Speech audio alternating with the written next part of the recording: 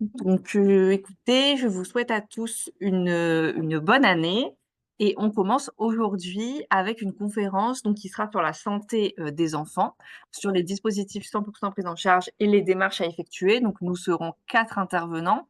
Mes collègues se présenteront, au fur et à mesure et comme nous avons peu de temps, nous avons 20 minutes, je vous propose de commencer, tout de suite. Je vais rapidement vous présenter les changements au niveau des rendez-vous médicaux et du carnet de santé. Ensuite, nous aurons Fabrice qui enchaînera sur la vaccination, Camille sur la santé bucco-dentaire et Maëlys sur, le côté administratif. Vous avez toujours le chat, hein. Je vous mets, un petit message, si vous souhaitez, écrire vos questions, elles nous parviendront au fur et à mesure.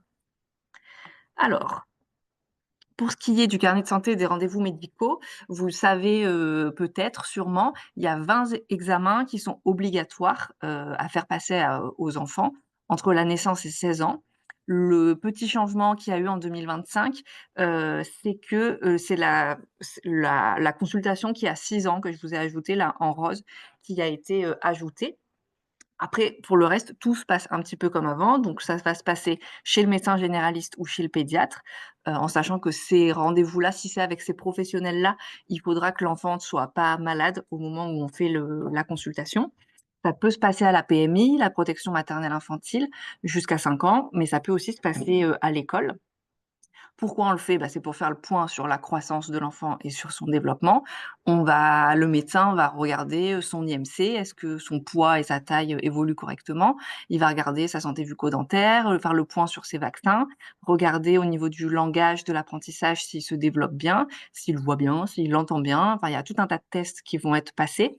Je vous montrerai un petit peu parce que ça va être maintenant détaillé dans le carnet de santé. Donc vous avez ensuite ici, la liste donc des 20 moments de la vie de l'enfant où, il faudra faire, cette consultation.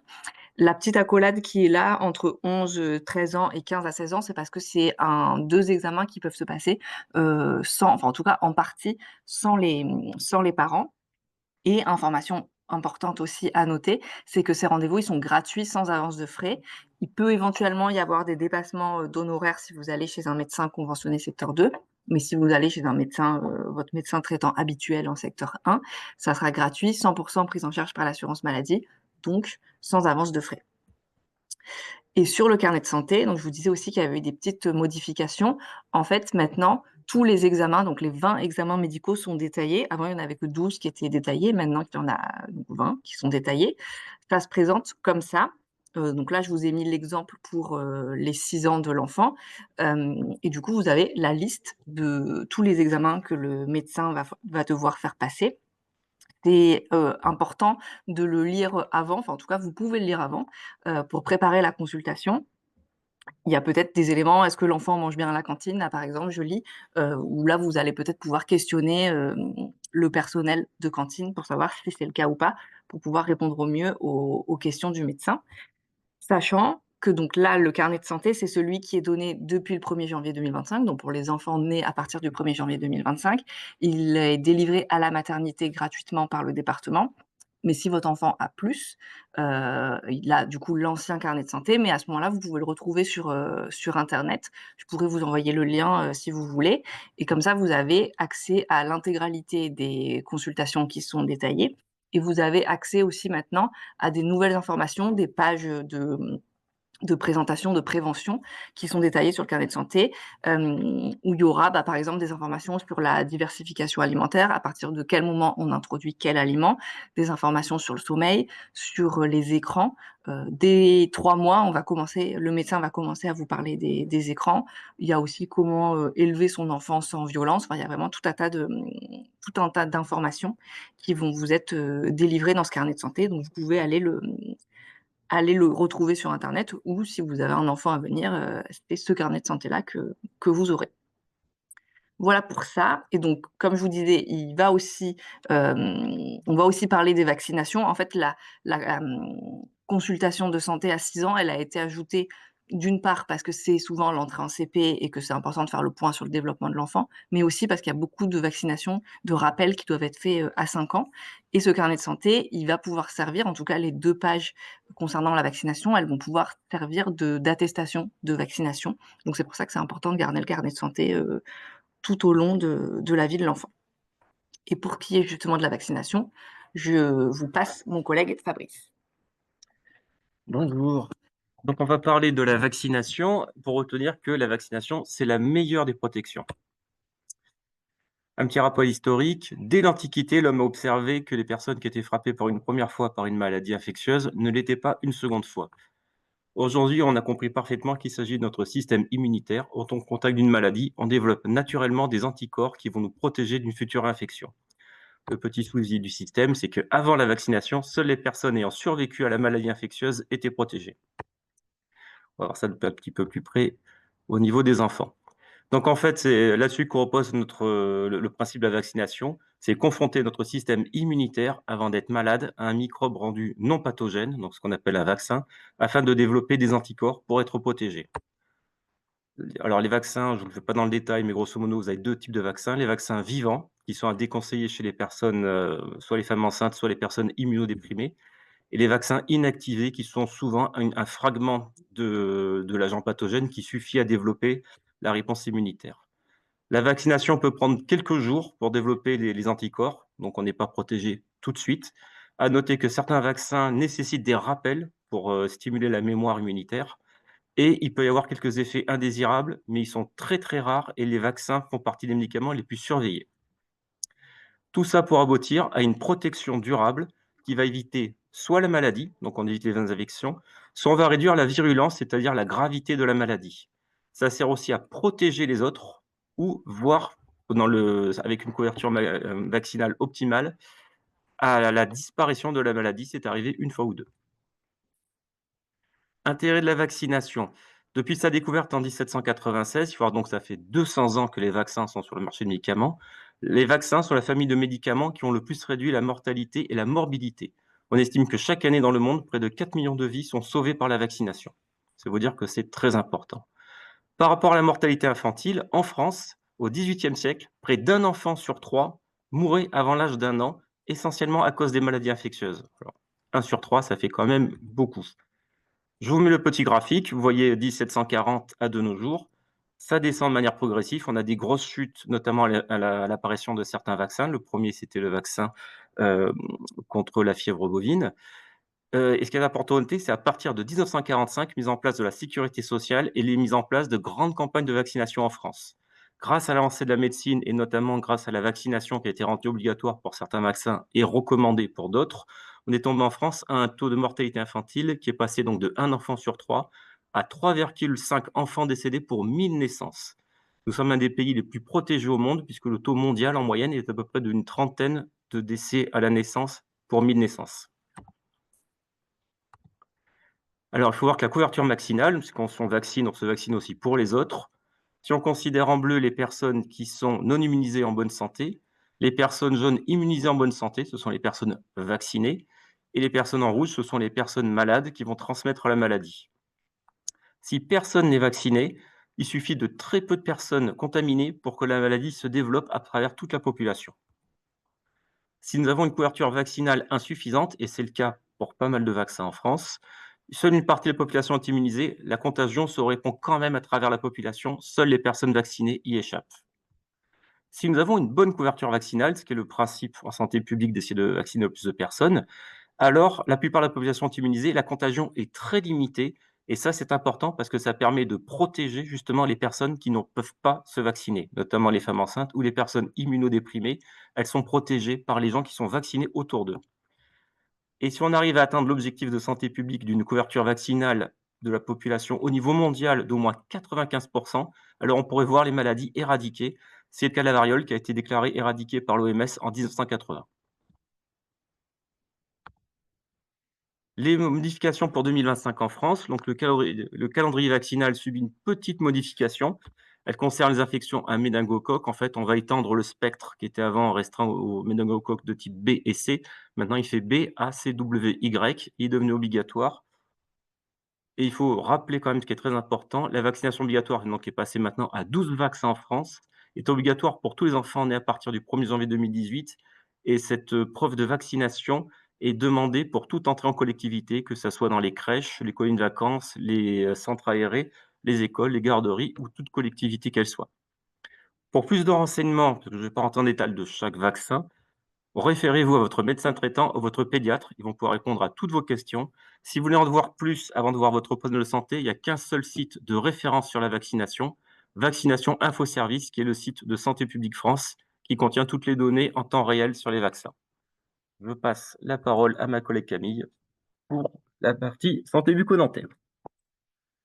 Bonjour à tous et à toutes. Donc, pour ma part, je vais vous parler effectivement de la santé bucco-dentaire et ce qui va changer pour cette année 2025. Donc, comme on peut le voir, on va être sur la génération sans carie et notamment au travers du courrier que habituellement vous recevez, c'est donc le programme MT Dents pour les enfants. Eh bien, il va évoluer. Donc, les modifications sont à partir du 1er avril 2025.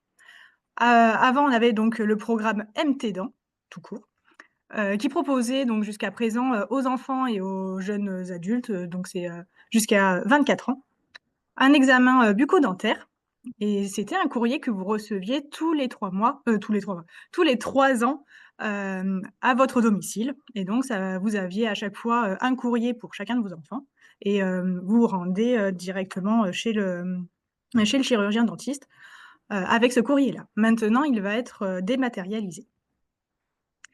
À partir d'avril 2025, les rendez-vous de prévention, seront proposés tous les ans. Donc vous allez recevoir chaque année, à date anniversaire, justement de vos enfants, un mail où, vous allez, pouvoir vous rendre chez le dentiste pour effectuer, ce bilan. Alors, justement, pourquoi, ils ont amélioré, ce système-là? Tout simplement parce qu'ils se sont aperçus que c'était important d'assurer un suivi, plus régulier sur la santé bucco-dentaire des enfants. Pourquoi? Parce que ça va avoir un impact aussi, sur, le traitement des affections que les enfants peuvent avoir et notamment les caries.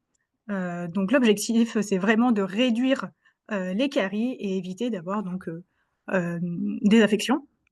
Mais surtout, ça a un impact sur, le sourire de votre enfant, sur, la phonation, le fait de pouvoir parler, de pouvoir s'exprimer, et donc ça permet aux dents d'être mieux placées, d'être bien placées et de voir en amont si justement il y a un problème et donc de pouvoir mettre en place un suivi.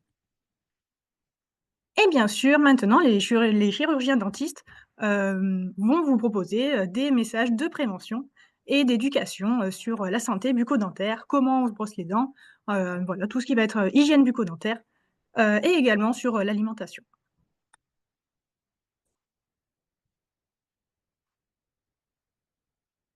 Alors, attention, à partir d'avril 2025, l'invitation, annuelle, donc justement, ce courrier, que vous aviez l'habitude de recevoir tous les, 3 ans, et bien maintenant, c'est un mail que vous allez recevoir tous les ans. Donc il faut bien faire attention à vérifier à chaque fois que c'est le mois anniversaire de votre enfant, vous allez recevoir un mail, vous invitant à aller réaliser donc, cet examen de santé, de santé bucco-dentaire, auprès d'un chirurgien dentiste. Mais bien sûr, vous allez continuer à recevoir un courrier postal cette fois-ci, sur, certains, âges clés comme, donc à 3 ans, à 6 ans, à 12 ans ainsi qu'à 18 ans. Pour bénéficier de ces rendez-vous, MT Dents tous les ans, il vous suffit de présenter au chirurgien dentiste juste la carte vitale et la carte de complémentaire santé si vous l'avez. Il n'existe plus de formulaire de prise en charge car il sera dématérialisé. Donc c'est ce que je vous disais, vous avez simplement à prendre votre rendez-vous, avec un chirurgien dentiste et donc vous n'aurez plus besoin, d'apporter un courrier ou quoi que ce soit. C'est lui qui l'aura directement, et c'est lui qui vérifiera justement en fonction de son logiciel si vous avez déjà bénéficié ou non de cet examen de santé. Cet examen, il est réalisable qu'une seule fois par an. C'est pour ça que le chirurgien dentiste, lui, il verra si vous avez déjà bénéficié ou non, de cet examen, en sachant que, voilà, vous avez le droit à un examen de santé une fois par an pour chacun de vos enfants. Cet examen, il est financé par l'assurance maladie obligatoire, ainsi que par la complémentaire santé. Si jamais, en fait, lors de ce rendez-vous, le chirurgien dentiste s'aperçoit qu'il y a des modifications, enfin, s'il y a besoin de prendre un rendez-vous supplémentaire, eh bien, donc ça va ce rendez-vous supplémentaire, ce suivi, va être pris en charge donc, par l'assurance maladie et par la complémentaire santé.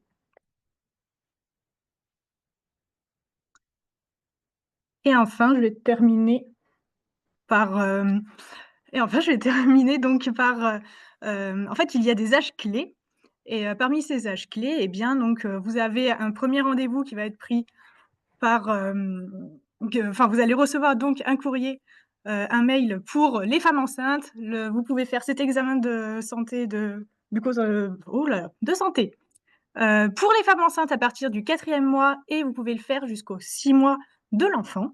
Donc ce premier rendez-vous, ça va être, déjà pour voir si, la femme enceinte, elle a, des pathologies, bucco-dentaires. Ça va être, aussi le moment de discuter, de l'hygiène bucco-dentaire de son futur enfant, et également de l'alimentation. Parce qu'on a aussi les caries qui peuvent arriver, par rapport au lait maternel ou autre. Et donc ça permet de sensibiliser et d'avoir des informations sur la prévention. Ensuite, pour les enfants de 3 à 5 ans, on reste sur les mêmes messages de prévention, mais on va cette fois-ci, eh bien, on va dépister, s'il y a des affections et on va aussi évaluer s'il y a un risque carieux, s'il y a des caries et on va aussi avoir des messages de prévention pour les parents, pour qu'ils puissent vraiment mettre en place un suivi, bucco-dentaire régulier. Pour les enfants de 6 à 12 ans, cette fois-ci, ça va être plutôt sur l'éducation à l'hygiène bucco-dentaire. C'est vraiment montrer comment, on se brosse les dents, parce qu'il y a différentes méthodes et donc ça permet vraiment de voir, comment bien se brosser les dents et bien passer sur toutes les faces des dents et on continue à sensibiliser donc les parents sur le suivi bucco-dentaire. Ensuite, chez les adolescents, il y a une particularité qui va apparaître, c'est on va commencer à regarder, si, toutes les dents sont sorties et aussi commencer à voir si, il y aurait besoin d'avoir des rendez-vous, avec un orthodontiste. Voilà, pour bien pouvoir aligner les dents et pour que ce soit plus simple aussi pour, par rapport à la phonation, le sourire et que les dents soient bien en place dans la bouche. Et enfin, on a aussi une partie qui est sur l'information sur les addictions. Et enfin, pour les jeunes adultes, on va continuer à promouvoir les gestes d'hygiène bucco-dentaire, surveiller l'évolution des 3e molaires et notamment voir si on doit enlever, les dents de sagesse. Et ensuite, on a également une prévention, sur, les addictions, les piercings et aussi tout ce qui va être des éclaircissements maison, qu'on peut voir certaines méthodes apparaître. Donc, voilà, tout ça, c'est le chirurgien dentiste qui donnera des conseils. Je vais maintenant laisser la place à ma collègue sur les démarches administratives. Bonjour. Alors, concernant les démarches administratives, pour pouvoir être couvert correctement et rembourser au mieux des frais de santé de votre enfant, certaines démarches administratives doivent être effectuées de la grossesse jusqu'aux 18 ans de votre enfant. La grossesse, tout d'abord, doit être déclarée à l'assurance maladie. Cette démarche est généralement effectuée par le médecin ou la sage-femme après le premier examen prénatal. Elle conditionne la prise en charge d'un suivi médical adapté et surtout, le droit aux prestations sociales. Par exemple, les 7 examens prénataux sont pris en charge à 100 par l'assurance maladie dès le premier trimestre de la grossesse. À partir du 6e mois et jusqu'à 12 jours après l'accouchement, tous les frais médicaux sont pris en charge à 100 par l'assurance maladie. Vous devez aussi informer votre employeur de votre grossesse. C'est ensuite lui qui doit prévenir l'assurance maladie de votre congé maternité. Ensuite, à la naissance de l'enfant, vous déclarez sa naissance à la mairie. C'est à partir des informations d'état civil que votre mairie transmet à l'INSEE, qu'un numéro de sécurité sociale est attribué à l'enfant. Ainsi, toutes les personnes qui sont nées en France possèdent un numéro de sécurité sociale dès leur naissance, mais elles n'en prennent généralement connaissance qu'à la réception de la première carte vitale, à 16 ans. Donc il est important de déclarer, à la naissance de l'enfant, de le déclarer à l'assurance maladie, de déclarer sa naissance. Cela permet notamment la prise en charge de ses soins et de ses médicaments. Cette prise en charge, elle doit être effectuée dans les 5 à 8 jours après la déclaration, en mairie. Mais elle peut être réalisée directement sur le compte Amélie d'un des 2 parents ou par téléphone pour les personnes qui ne souhaitent pas passer par le compte Amélie. Pour simplifier, les démarches et ensuite être remboursé plus rapidement, il est aussi conseillé, d'ajouter l'enfant sur la carte vitale des 2 parents, et ce, quelle que soit la situation familiale des parents. Cette démarche, elle peut s'effectuer simplement à partir du compte Amélie, d'un des 2 parents. Enfin de celui qui a réalisé la démarche, initialement et qui a l'enfant, initialement sur sa carte vitale. Ne pas oublier de prévenir la complémentaire santé également de la naissance, de l'enfant pour pouvoir, être, également remboursé, par la complémentaire santé. La naissance d'un enfant ouvre le droit à un congé de naissance de 3 jours. Il est à demander auprès de l'employeur du second parent qui va prendre le congé de naissance et enfin le congé paternité d'une durée de 25 jours, est à demander auprès de son employeur, et auprès de l'assurance maladie pour bénéficier de l'indemnisation. À partir de 16 ans, donc on fait un grand bond dans le temps, mais en tout cas à partir de 16 ans, la déclaration d'un médecin traitant devient obligatoire, pour être mieux remboursé. Le remboursement des soins sera alors optimal si votre enfant a déclaré un médecin traitant, et respecte, ce qu'on appelle le parcours de soins coordonnés, c'est-à-dire s'il ne consulte un médecin spécialiste, que si son médecin a jugé utile, d'aller voir ce médecin, spécialiste. Certains médecins sont toutefois, en accès direct, comme l'ophtalmo ou le dentiste, et pour déclarer un médecin traitant, il suffit d'en faire la demande auprès d'un médecin, du médecin de son choix à l'occasion d'une simple visite habituelle. Au 16e anniversaire, de l'enfant, l'assurance maladie envoie, à domicile un imprimé de demande de carte vitale à retourner, et en complétant, les informations nécessaires, pour obtenir la 1re, carte vitale de l'enfant. La demande peut également s'effectuer en ligne depuis le compte Amélie d'un des 2 parents. La carte vitale est délivrée gratuitement. Si quelqu'un vous demande de l'argent pour délivrer cette carte vitale, c'est qu'il s'agit d'une escroquerie. À savoir qu'une carte vitale, elle peut être délivrée à partir de 12 ans si la situation le nécessite. Il faut à ce moment-là en faire la demande, par le compte Amélie également.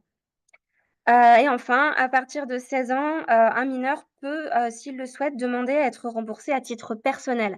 C'est-à-dire que, ses frais médicaux sont remboursés sur son propre compte bancaire, mais il reste toujours l'ayant droit de ses parents. Et pour terminer, arrivé aux 18 ans de l'enfant, il devient un assuré autonome. Il n'est plus à ce moment-là l'ayant droit de ses parents, et pour être, couvert au mieux, il doit ouvrir son propre compte Amélie et y enregistrer son RIB pour toucher ses remboursements. Il est aussi conseillé de vérifier, que le médecin traitant est bien déclaré et aussi de mettre sa carte vitale à jour. À propos de la carte vitale, la mettre à jour chaque année, et à chaque changement de situation est un réflexe indispensable à avoir, tout au long de sa vie. La carte vitale atteste des droits à l'assurance maladie. Elle contient toutes les informations nécessaires au remboursement des soins. Sa mise à jour régulière garantit, que vous serez remboursé ou votre enfant, sera remboursé au bon moment et rapidement. Cette démarche peut se faire simplement dans la plupart des pharmacies. Et enfin, pour être remboursé de la part complémentaire qui est non prise en charge, hein, par l'assurance maladie, votre enfant, doit déclarer une complémentaire santé. Il a la possibilité de rester affilié à celle de ses parents, jusqu'à ses 25 ans s'il a le statut d'étudiant. Sinon, il doit en prendre une personnellement. S'il a de faibles revenus, il peut peut-être bénéficier d'une aide à la complémentaire santé, qu'on appelle complémentaire santé solidaire ou CSS ou C2S, en faisant la demande, sur son compte Amélie. Ben voilà pour les principales informations sur les démarches administratives et je vais repasser la parole à ma collègue. Et rebonjour, je reprends la main. Merci à mes collègues pour toutes ces informations. Vous avez le chat si vous avez des questions, n'hésitez pas. Ils sont encore là pour quelques instants. On a un tout petit peu dépassé le temps initialement prévu, mais vous pourrez quand même être à 14 heures au travail si c'était votre souhait. Pour le moment, je vois qu'il n'y a pas de questions particulières. Je vais par contre vous faire passer dans le chat le questionnaire de satisfaction. Si vous pouvez y remplir, comme c'est un nouveau format pour nous, ça nous aiderait de savoir si c'est quelque chose qui vous a plu ou non. Nouveau format de 20 minutes, donc pour essayer de toucher aussi les personnes qui travaillent, enfin pour essayer de toucher tout le monde globalement. L'idée, c'était aussi d'essayer d'aller à l'essentiel. Écoutez, donc le questionnaire est dans le chat et si vous n'avez pas d'autres questions, à ce moment-là, je vous donne rendez-vous le 18 février, même heure, toujours de 13h30 à 13h50 et cette fois-ci, nous serons avec une psychologue et nous parlerons, du fait de garder ses petits-enfants. Est-ce que ça a un impact positif sur la santé ou pas? Voilà, elle répondra à toutes ces questions. Merci à vous dans le chat. Je vois qu'il n'y a pas d'autres questions et que c'était clair. Eh bien, écoutez, je vous souhaite une bonne journée, une bonne après-midi et à très bientôt tout le monde. Au revoir.